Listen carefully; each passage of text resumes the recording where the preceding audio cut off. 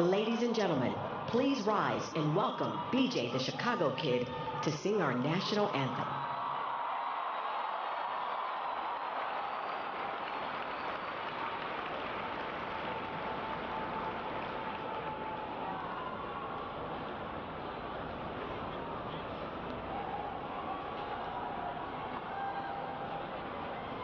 Oh, say, can you see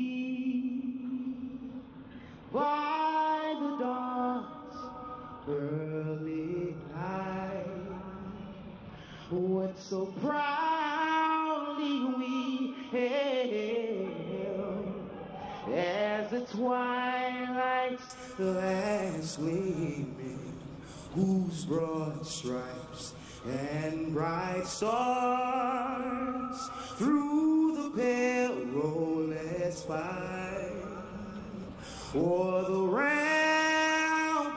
we watched were so gallantly streaming, and the rockets reckless, the bombs bursting in air, gave through the night that our flag was still there. Oh, say does that star-spangled banner get wave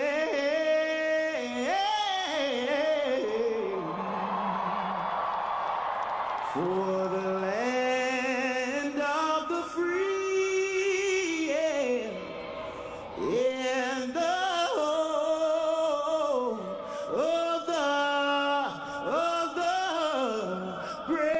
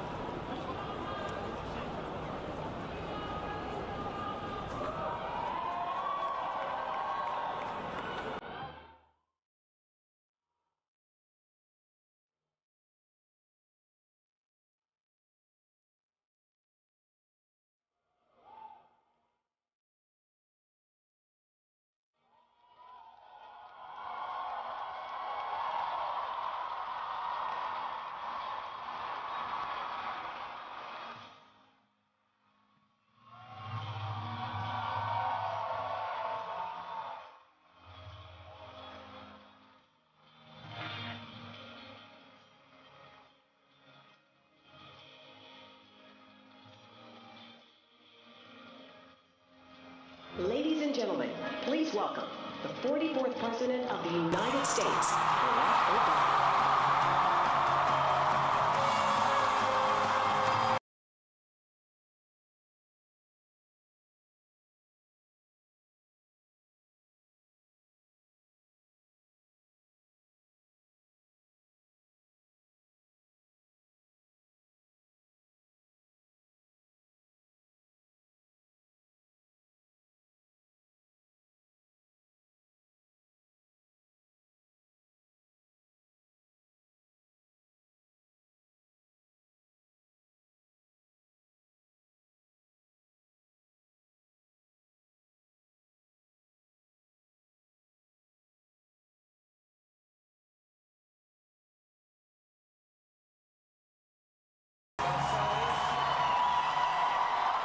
Hello, Chicago.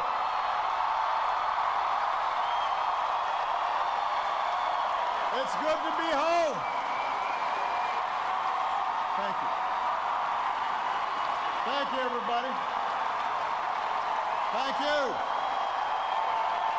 Thank you. Thank you.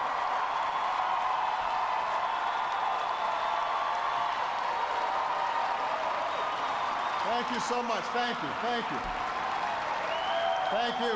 It's good to be home. Thank you. Thank you.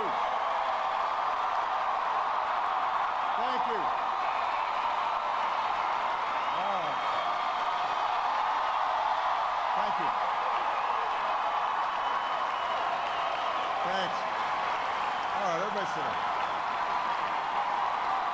We're on live TV here. I gotta move. Come on.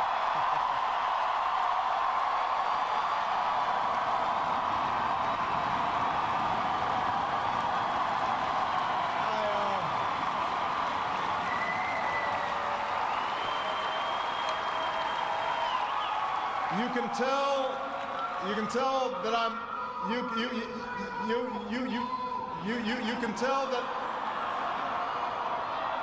can tell that I'm a lame duck because nobody's following instructions. Everybody have a seat.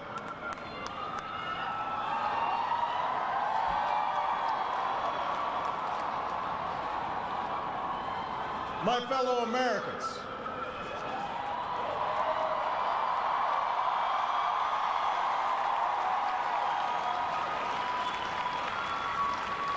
Michelle and I have been so touched by all the well wishes that we've received over the past few weeks.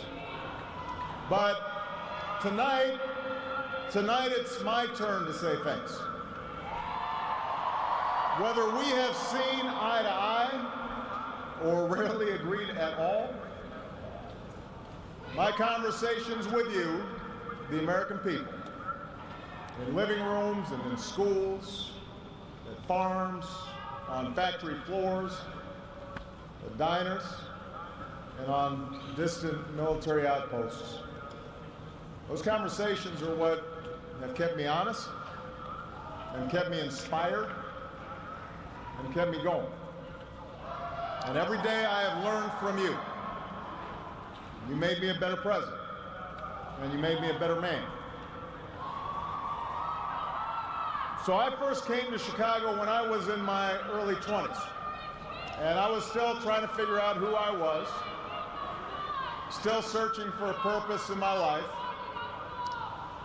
And it was the neighborhood not far from here where I began working with church groups in the shadows of closed steel mills.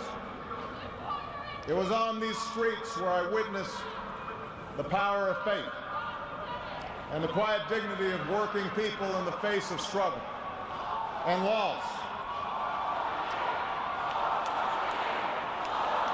I can't do that.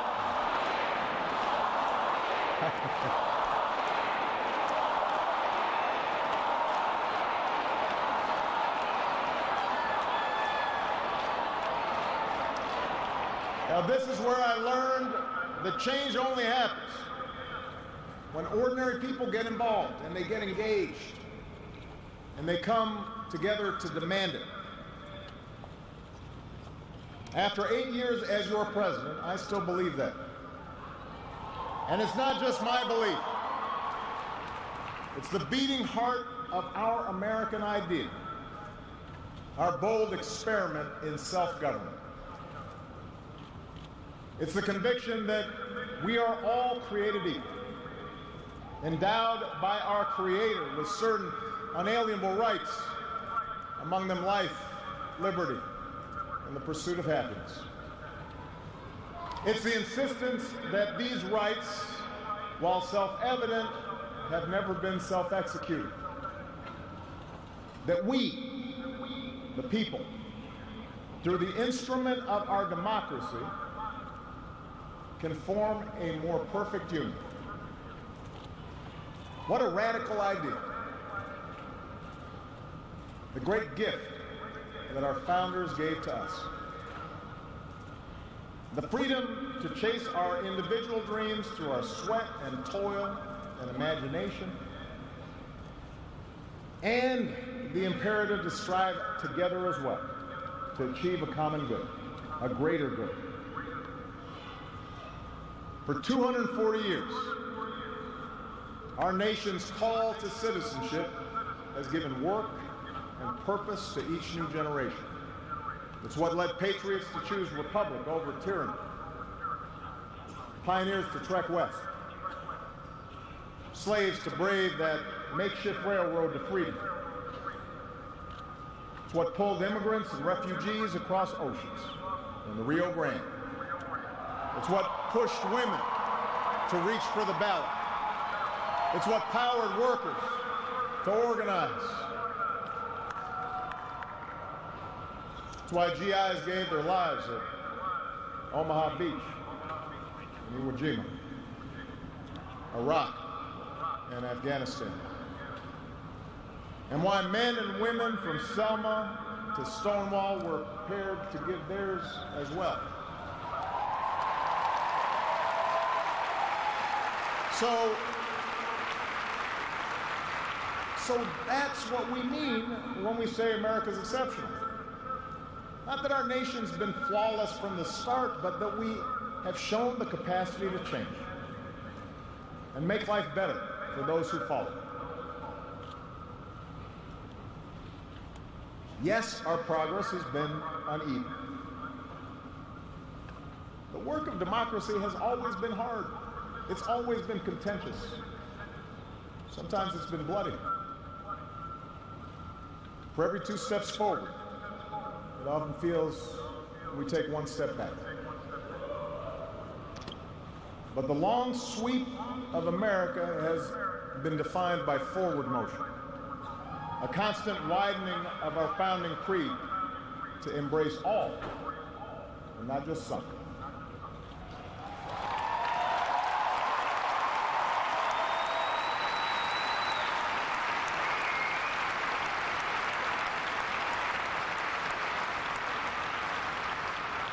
If I had told you 8 years ago that America would reverse a Great Recession, reboot our auto industry, and unleash the longest stretch of job creation in our history,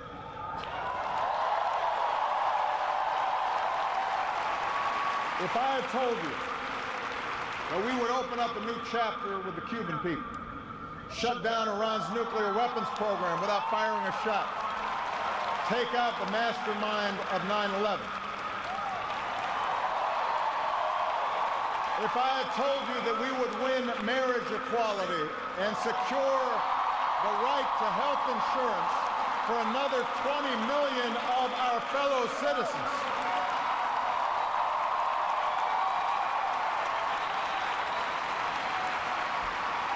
if I had told you all that, you might have said, our sights were set a little too high. But that's what we did. That's what you did. You were the change. You answered people's hopes, and because of you, by almost every measure, America is a better, stronger place than it was when we started.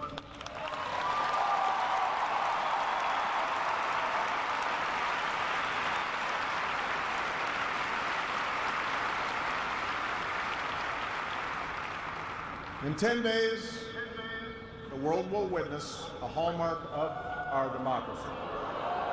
No. The peaceful transfer of power from one freely elected president to the next.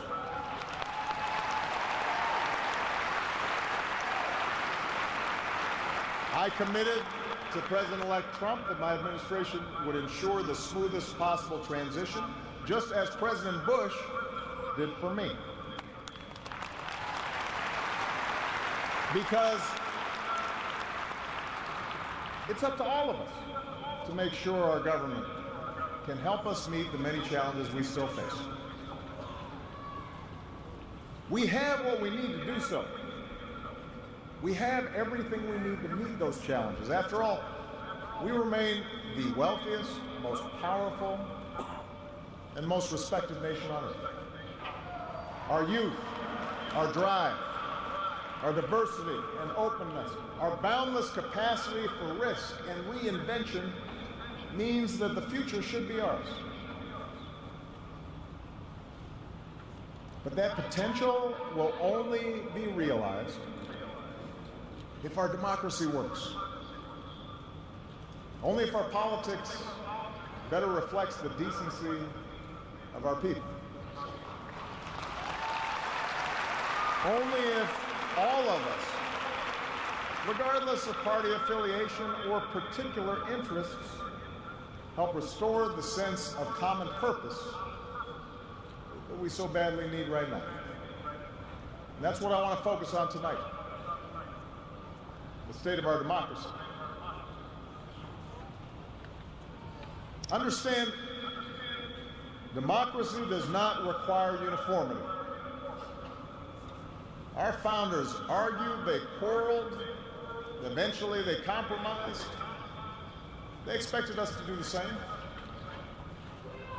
But they knew that democracy does require a basic sense of solidarity. The idea that for all our outward differences, we're all in this together, that we rise or fall as one.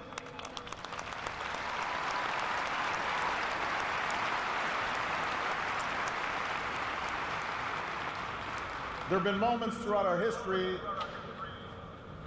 that threatened that solidarity. And the beginning of this century has been one of those times.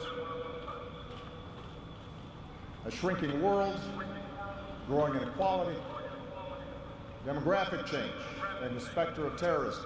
These forces haven't just tested our security and our prosperity, but are testing our democracy as well. And how we meet these challenges to our democracy will determine our ability to educate our kids and create good jobs and protect our homeland. In other words, it will determine our future.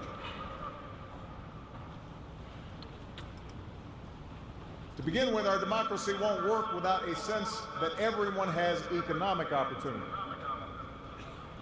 And the good news is that today the economy is growing again. Wages, incomes, home values, and retirement accounts are all rising again. Poverty is falling again.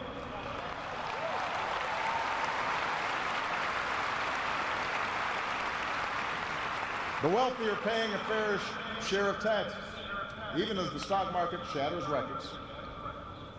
The unemployment rate is near a 10-year low. The uninsured rate has never, ever been lower.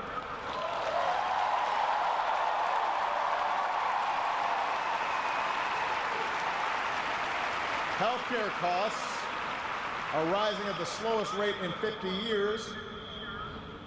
And I've said, and I mean it, if anyone can put together a plan that is demonstrably better than the improvements we've made to our healthcare system that covers as many people at less cost, I will publicly support it.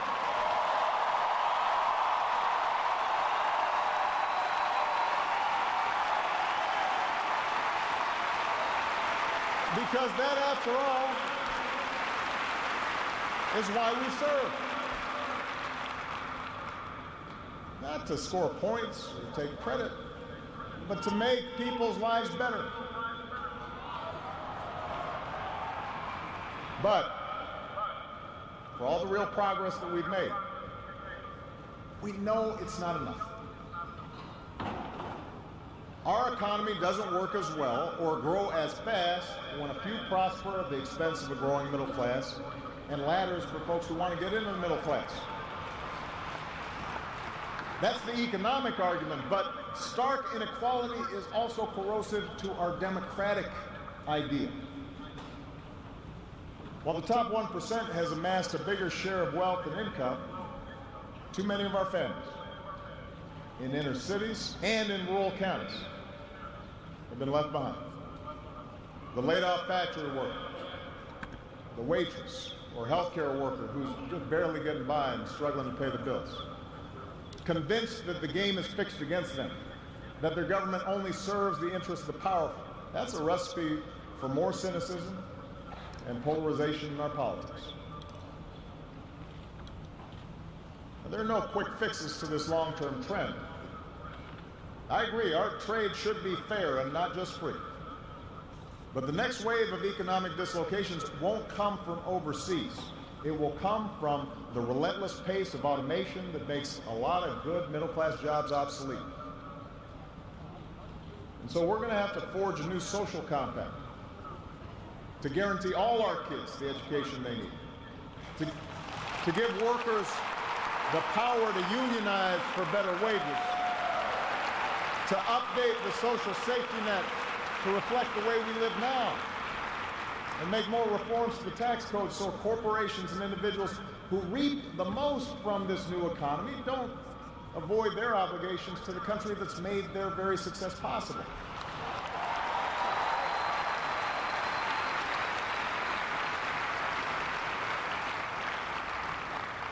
We can argue about how to best achieve these goals,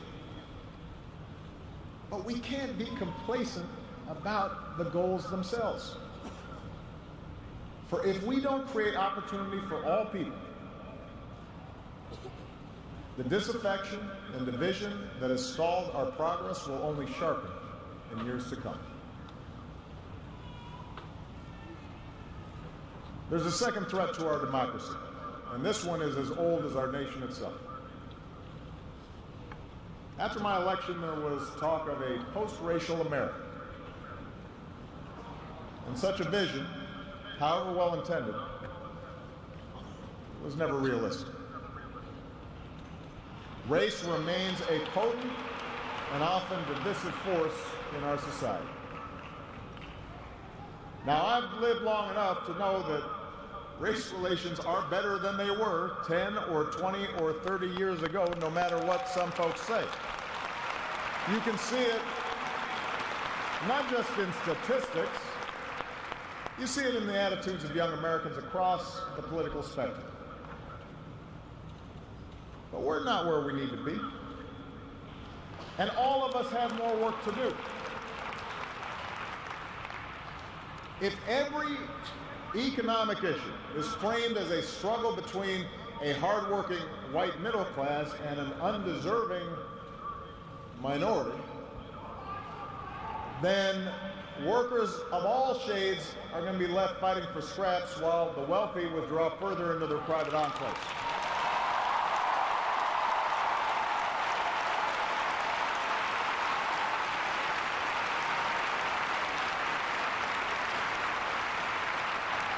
If we're unwilling to invest in the children of immigrants just because they don't look like us, we will diminish the prospects of our own children, because those brown kids will represent a larger and larger share of America's workforce.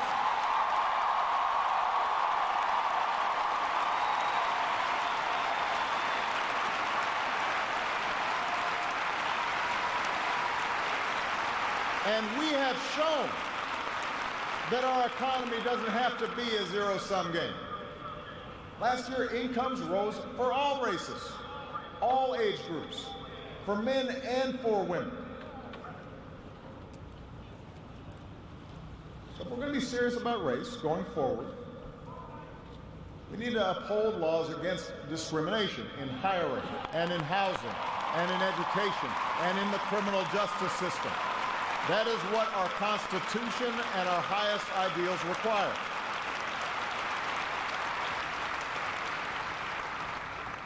But laws alone won't be enough. Hearts must change. They won't change overnight.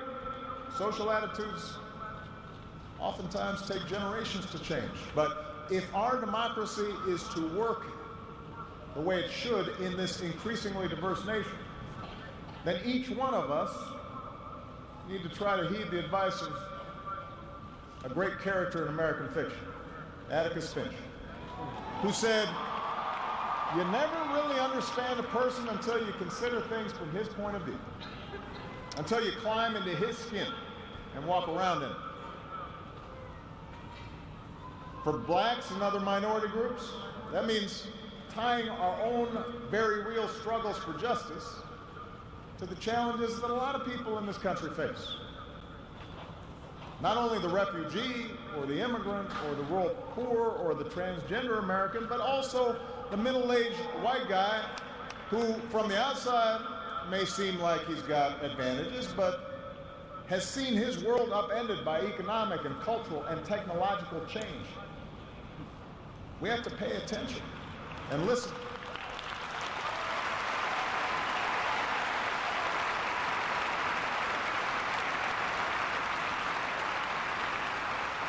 For white Americans, it means acknowledging that the effects of slavery and Jim Crow didn't suddenly vanish in the 60s.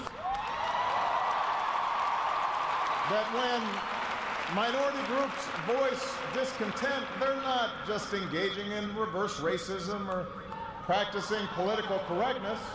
When they wage peaceful protests, they're not demanding special treatment, but the equal treatment that our founders promised.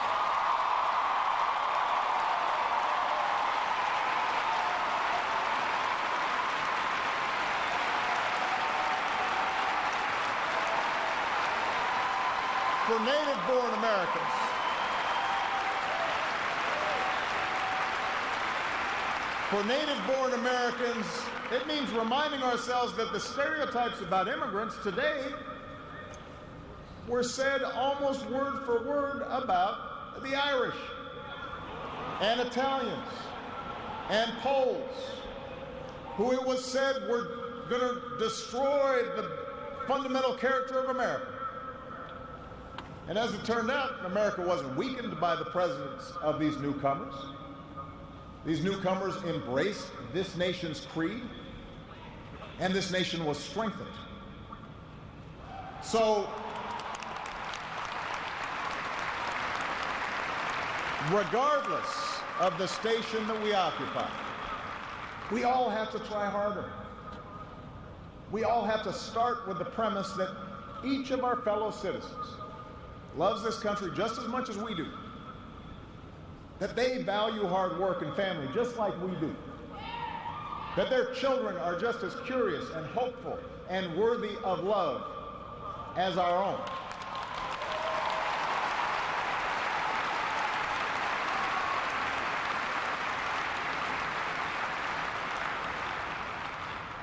And that's not easy to do. For too many of us, it's become safer to retreat into our own bubbles, whether in our neighborhoods or on college campuses or places of worship, or especially our social media feeds. Surrounded by people who look like us and share the same political outlook and never challenge our assumptions. And the rise of naked partisanship, increasing economic and regional stratification, the splintering of our media into a channel for every taste. All this makes this great sorting seem natural, even inevitable. And increasingly, we become so secure in our bubbles that we start accepting only information, whether it's true or not, that fits our opinions, instead of basing our opinions on the evidence that is out there.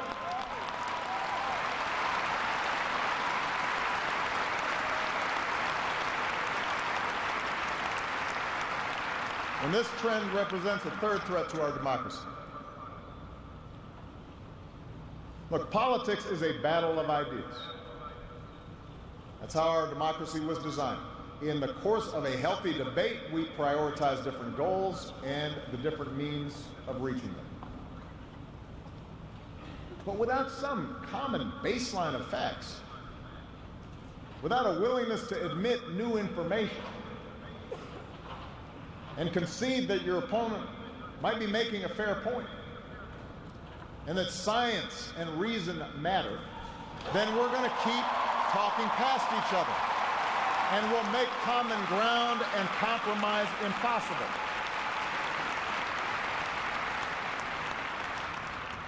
And isn't that part of what so often makes politics dispiriting? How can elected officials rage about deficits when we propose to spend money on preschool for kids, but not when we're cutting taxes for corporations? How do we excuse ethical lapses in our own party, but pounce when the other party does the same thing? It's not just dishonest, this selective sorting of the facts. it's self-defeating. Because, as my mom used to tell me, reality has a way of catching up with you.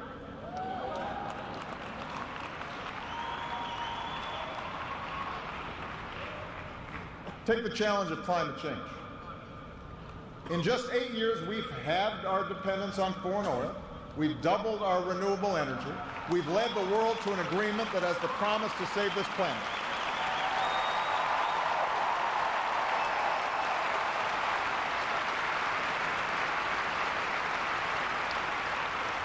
But without bolder action, our children won't have time to debate the existence of climate change. They'll be busy dealing with its effects. More environmental disasters, more economic disruptions, waves of climate refugees seeking sanctuary. Now, we can and should argue about the best approach to solve the problem. But to simply deny the problem not only betrays future generations, it betrays the essential spirit of this country, the essential spirit of innovation and practical problem solving that guided our founders.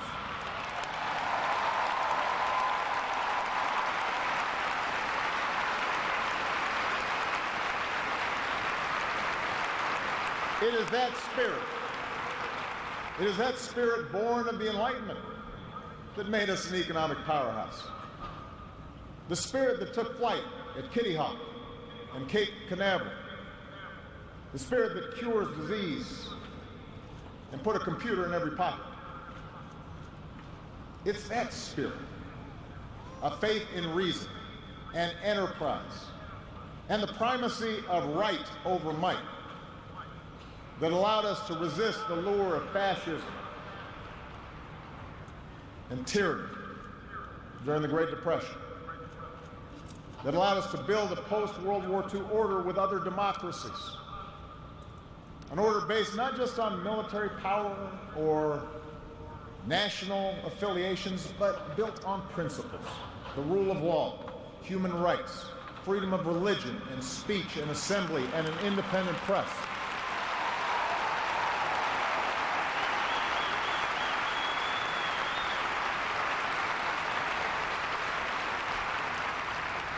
That order is now being challenged.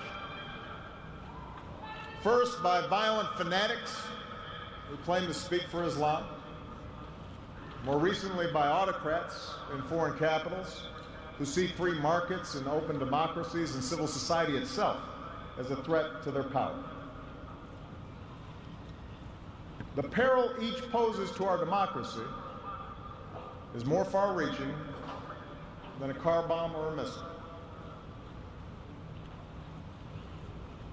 They represent the fear of change, the fear of people who look or speak or pray differently,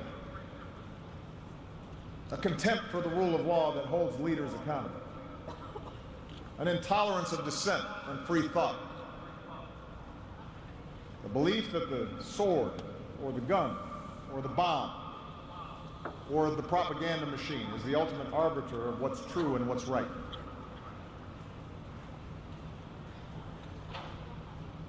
Because of the extraordinary courage of our men and women in uniform, because of our intelligence officers and law enforcement and diplomats who support our troops, no foreign terrorist organization has successfully planned and executed an attack on our homeland these past 8 years. And although Boston and Orlando and San Bernardino and Fort Hood remind us of how dangerous radicalization can be, our law enforcement agencies are more effective and vigilant than ever. We have taken out tens of thousands of terrorists, including bin Laden.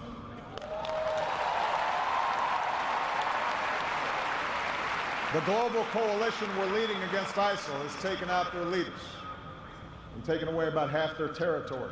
ISIL will be destroyed, and no one who threatens America will ever be safe.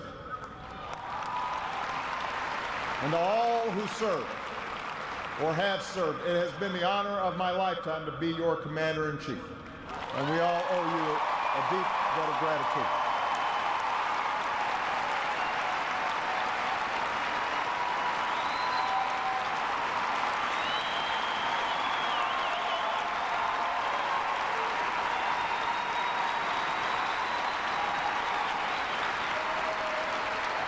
But protecting our way of life, that's not just the job of our military. Democracy can buckle when it gives in to fear. So just as we, as citizens, must remain vigilant against external aggression, we must guard against a weakening of the values that make us who we are. And that's why for the past 8 years, I've worked to put the fight against terrorism on a firmer legal footing. That's why we've ended torture, worked to close Gitmo, reformed our laws governing surveillance to protect privacy and civil liberties. That's why I reject discrimination against Muslim Americans, who are just as patriotic as we are.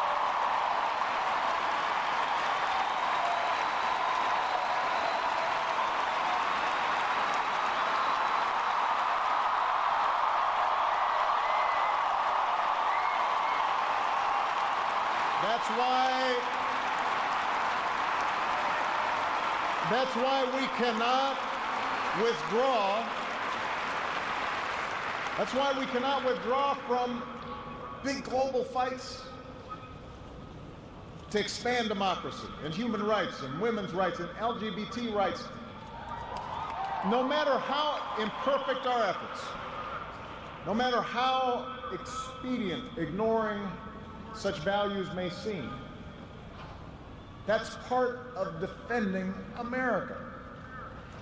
For the fight against extremism and intolerance and sectarianism and chauvinism are of a piece with the fight against authoritarianism and nationalist aggression. If the scope of freedom and respect for the rule of law shrinks around the world, the likelihood of war within and between nations increases. And our own freedoms will eventually be threatened. So let's be vigilant, but not afraid. ISIL will try to kill innocent people.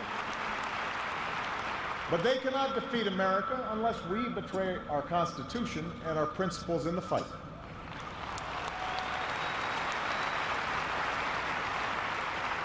Rivals like Russia or China cannot match our influence around the world unless we give up what we stand for and turn ourselves into just another big country that bullies smaller neighbors.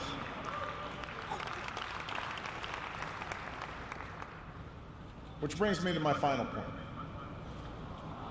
Our democracy is threatened whenever we take it for granted. All of us, regardless of party, should be throwing ourselves into the task of rebuilding our democratic institutions. When voting rates in America are some of the lowest among advanced democracies, we should be making it easier, not harder, to vote.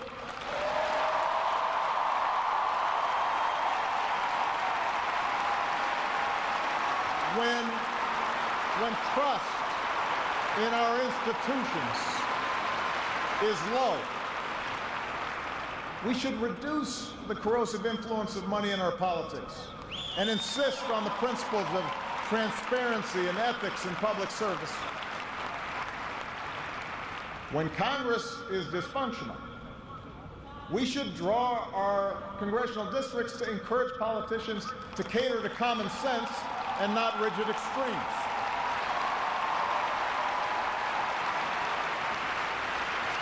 But remember, none of this happens on its own. All of this depends on our participation, on each of us accepting the responsibility of citizenship, regardless of which way the pendulum of power happens to be swinging. Our Constitution is a remarkable, beautiful gift. But it's really just a piece of parchment. It has no power on its own. We, the people, give it power. We, the people, give it meaning with our participation and with the choices that we make and the alliances that we forge. Whether or not we stand up for our freedoms, whether or not we respect and enforce the rule of law, that's up to us. America's no fragile thing, but the gains of our long journey to freedom are not assured. In his own farewell address, George Washington wrote that self-government is the underpinning of our safety, prosperity, and liberty. But from different causes and from different quarters, much pains will be taken to weaken in your minds the conviction of this truth. And so we have to preserve this truth with jealous anxiety that we should reject the first dawning of every attempt to alienate any portion of our country from the rest, or to enfeeble the sacred ties that make us one.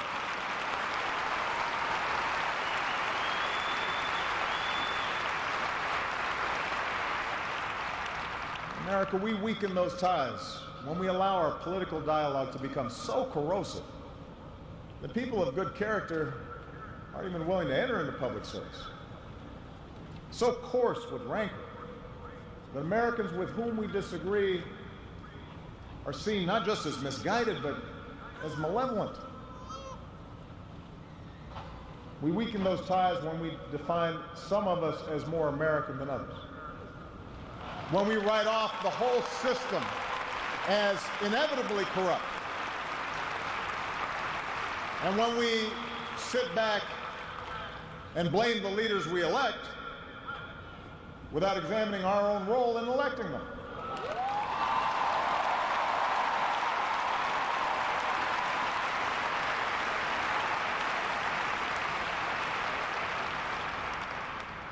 It falls to each of us to be those anxious, jealous guardians of our democracy.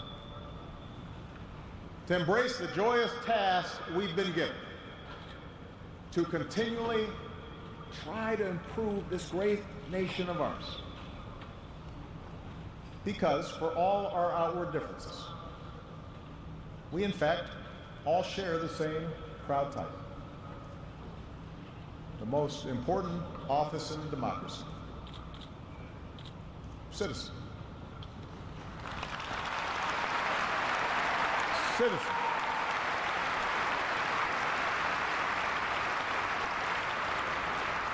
So you see, that's what our democracy demands.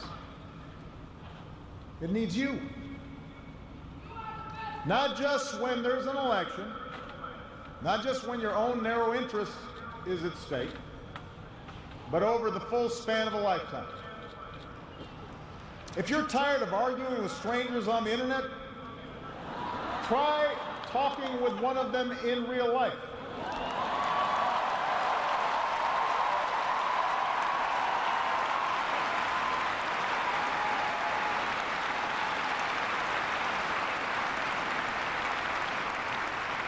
If something needs fixing, then lace up your shoes and do some organizing. If you're disappointed by your elected officials, grab a clipboard, get some signatures, and run for office yourself.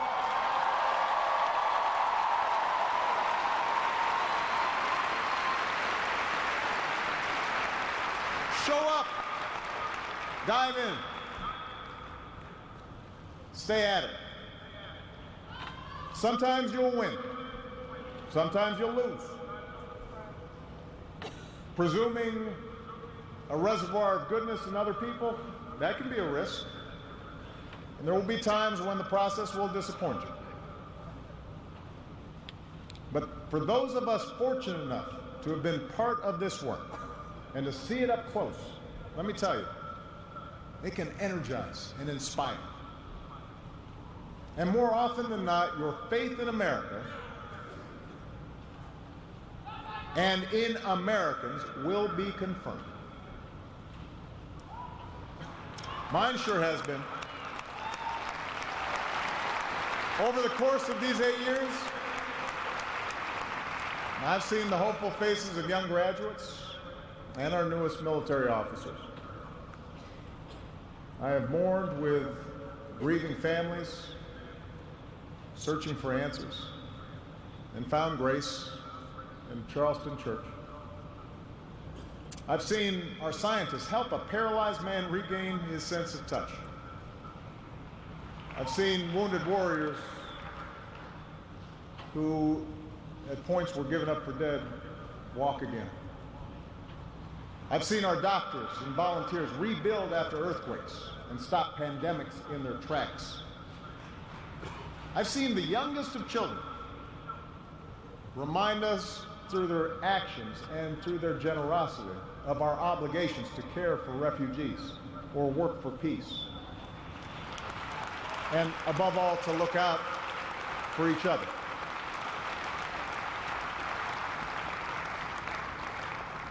So that faith that I placed all those years ago, not far from here, in the power of ordinary Americans to bring about change, that faith has been rewarded in ways I could not have possibly imagined. And I hope your faith has too. Some of you here tonight or watching at home, you were there with us in 2004, 2008, 2012.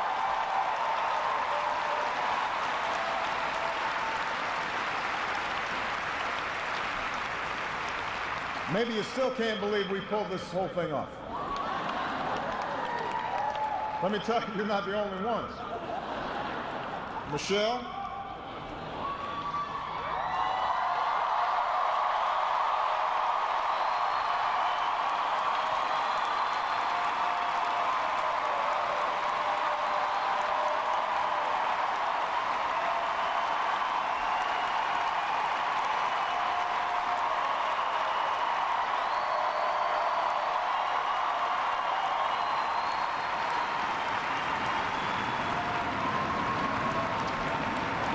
Michelle LaVaughn Robinson, girl of the South Side.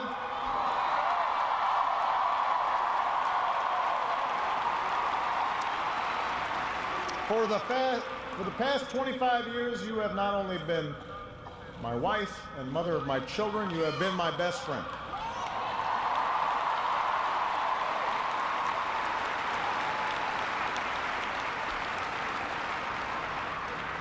You took on a role you didn't ask for, and you made it your own, with grace and with grit and with style and good humor.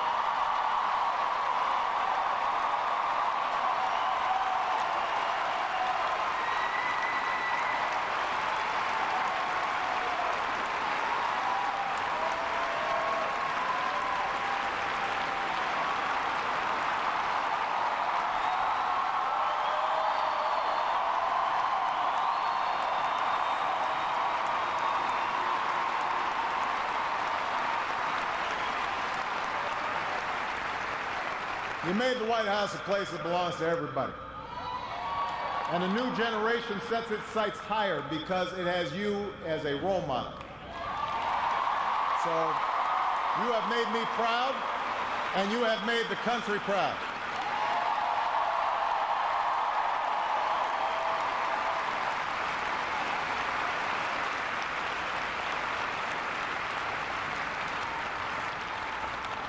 Malia and Sasha, under the strangest of circumstances, you had become two amazing young women You are smart and you are beautiful, but more importantly, you are kind and you are thoughtful and you are full of passion. And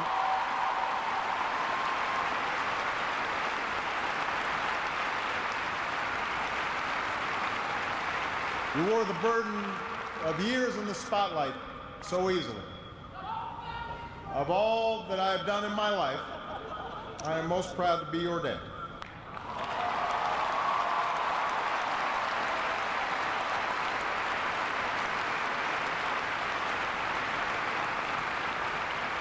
To Joe Biden,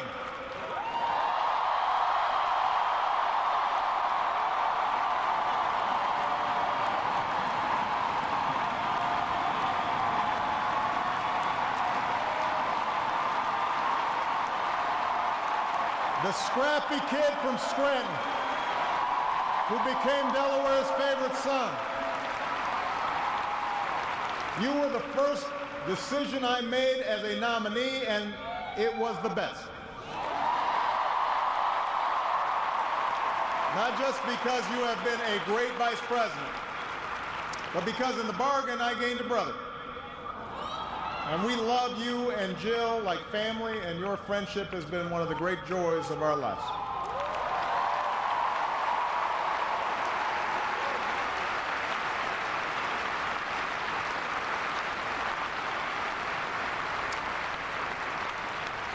To my remarkable staff, for 8 years, and for some of you a whole lot more, I have drawn from your energy, and every day I try to reflect back what you displayed: heart and character and idealism.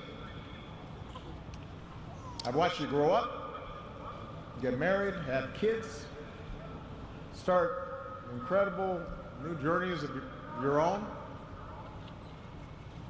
Even when times got tough and frustrating, you never let Washington get the better of you. You guarded against cynicism. And the only thing that makes me prouder than all the good that we've done is the thought of all the amazing things that you are going to achieve from here.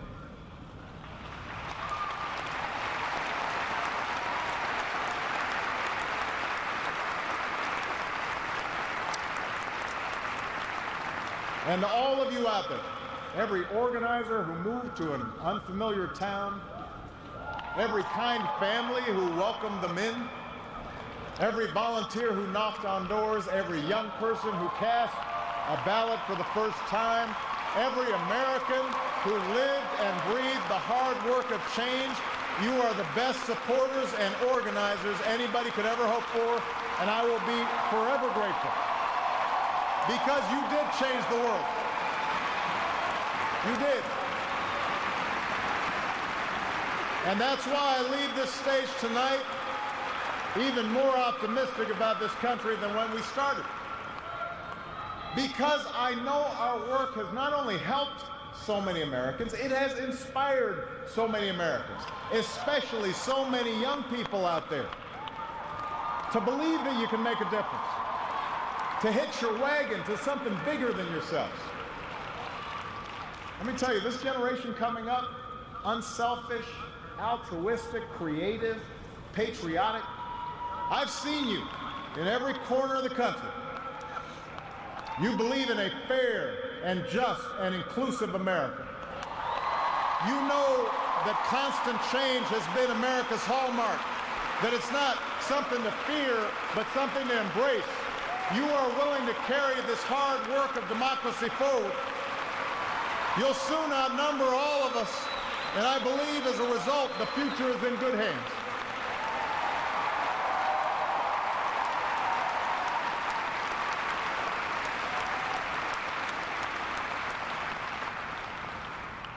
My fellow Americans, it has been the honor of my life to serve you. I won't stop. In fact, I will be right there with you as a citizen for all my remaining days. But for now, whether you are young or whether you're young at heart, I do have one final ask of you as your president. The same thing I asked when you took a chance on me 8 years ago. I'm asking you to believe, not in my ability to bring about change, but in yours. I'm asking you to hold fast to that faith written into our founding documents, that idea whispered by slaves and abolitionists, that spirit sung by immigrants and homesteaders and those who marched for justice, that creed reaffirmed by those who planted flags from foreign battlefields to the surface of the moon, a creed at the core of every American whose story is not yet written. Yes, we can. Yes, we did. Yes, we can. Thank you. God bless you. May God continue to bless the United States of America. Thank you.